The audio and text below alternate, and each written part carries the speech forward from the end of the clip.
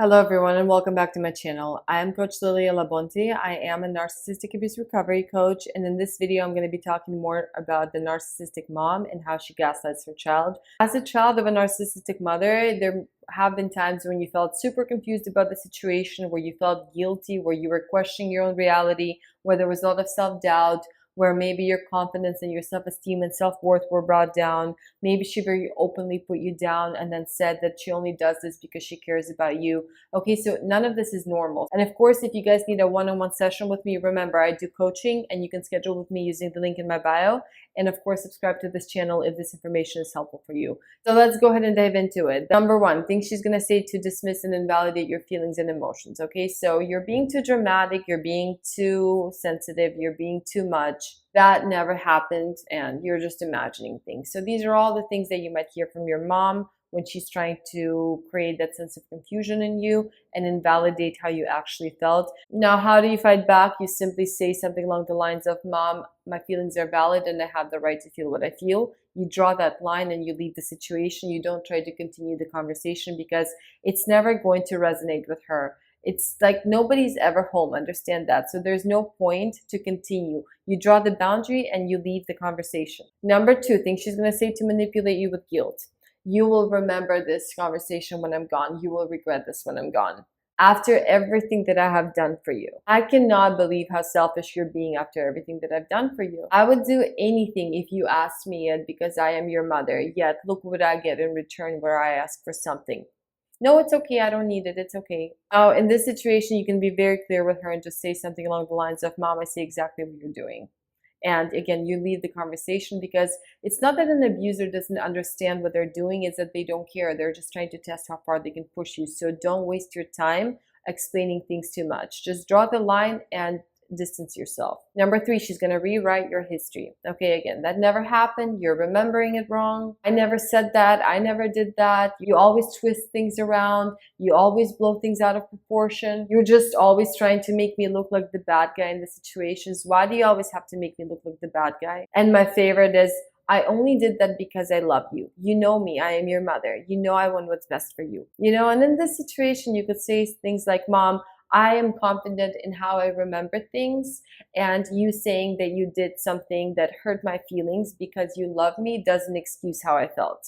And then again, you leave the situation. Number four, my favorite category is the fake apology. It doesn't just apply to mothers, narcissists, it applies to all narcissists. So understand that when somebody apologizes by saying that I am sorry, but, or I am sorry if, like, I'm sorry if you felt that way. I am sorry, but I'm not responsible for your feelings.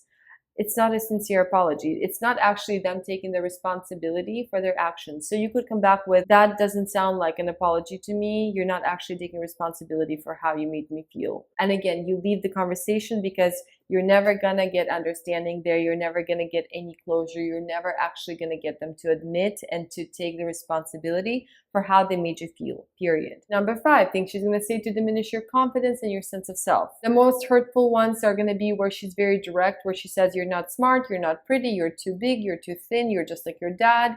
You know, you've probably heard all of these. No one else will put up with you but me. You're lucky to have me. You're lucky to have me in your life. Who else would put up with you? You are nothing without me. Do you understand that? You're lucky that I even care about you. You can't do anything right. And so agrees with me. I also love when they add that part, when they start to bring other people into the picture. Remember who you are, and you are not who your mother thinks you are. You're dealing with a child trapped inside of a grown-up's body. Your mother is a child. So you are not here to parent her. You're not here to explain things to her. You simply have to set the boundary, understand your truth, remember your self-worth, remember that you are loved just as you are, and dismiss her. Number six, things that she's going to say to you in order to blame shift and not take responsibility for being hurtful with her actions and her words. I am not responsible for how you feel. I am not responsible for other people's feelings. If you weren't so difficult and sensitive, you wouldn't have felt that way. If you listened to me to begin with, I wouldn't have done that or said that. You trigger me to say this. You are the aggressor, and then I am responding to your aggression. You'd always trigger me to respond a certain way, and then you become too sensitive. You know I wouldn't have yelled or done that if you just would have listened to me. It's your own fault that you feel this way. I'm not responsible for this. Everyone else agrees that you're the difficult one and not me. Everyone else agrees that it's you and not me. If you're hearing these things from your mother, you know, at this point, I wouldn't even address anything. The last one maybe where I would say, okay, these everyone else who, please give me some names. But again, do you really want it to get into that argument, into that fight? Because that's all she's trying to do. She's just trying to push your buttons for you to blow up so that she can get a reaction out of you, so that she can say something along the lines of, oh, look at you, you're crazy.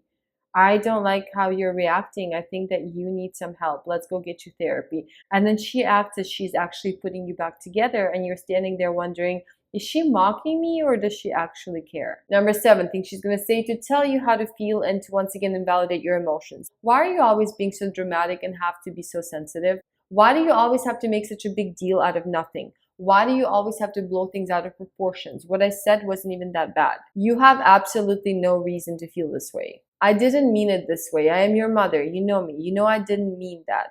So you're just blowing things out of proportion. Number 8, questions she's going to ask to create self-doubt in you and distort your reality. Are you sure that really happened? I think you're remembering things wrong. I don't think you can trust your memory. Do you even hear yourself? Do you really think that's why I did it? Do you really think I would say these things? Do you really think your mother would do this? Just listen to yourself. And of course, the all-time favorite, you've always been bad at X, Y, and Z, to create that mistrust in yourself, for you to doubt yourself, for you to question your own memory. This is what they do because that gives them the control and the power. And then you have to rely on them and they get that dominance over you. Last but not least, remember, they will always disguise this control, this abuse as love. I am your mother. I know what's best for you. I'm only doing this because I know what's best for you. I only said this as constructive criticism because I know what's best for you. I'm the only one who knows what's good for you. I'm only doing this for your own good. I am your mother. I know you better than you know yourself. You're just like your father. You're just like your sister. I want you to be better. That's why I'm comparing you to her. This one's my favorite. You will thank me one day for doing this. One day you will see that this is for your own good because I am your mother and I know what's best for you. And lastly, nobody will love you the way that I do. Nobody will ever care about you the way that I do. Please count your blessings and remember all the people in your life that actually care about you with respect and love, and not this fake conditional love, okay? Your mother, if she doesn't respect you and if she manipulates you and she gaslights you this way, you do not need to be close to her. It is normal for you to draw the boundary, to draw that distance, and to, in some cases, not even speak with her if she doesn't get it. Because understand that words are just words, and if they don't match actions, that's all you need to see. And if it's your own mother, believe me, I know how difficult it is to actually look back. One thing is when the abuser is your partner or your friend or your colleague or whoever, but when it's your own mother, that's a really difficult pill to swallow. To have to look at the situation and radically accept that this person is not going to change. You're never going to get through. You're never going to find understanding. You're never going to be good enough for her. Because again, an abuser will go as far as you will allow them to. If you keep putting yourself out there as the prey, you will keep attracting predators. And in this case, if it's your own mother, it is your responsibility to acknowledge this, to accept this, to radically accept this, and to find ways to cope and to draw that distance because it is your right. I am wishing you all so much patience and love, and please take care of yourself as you're going through this. You are not alone. Schedule your one-on-one session with me if needed, and I will make a more detailed video for each category and how to fight back.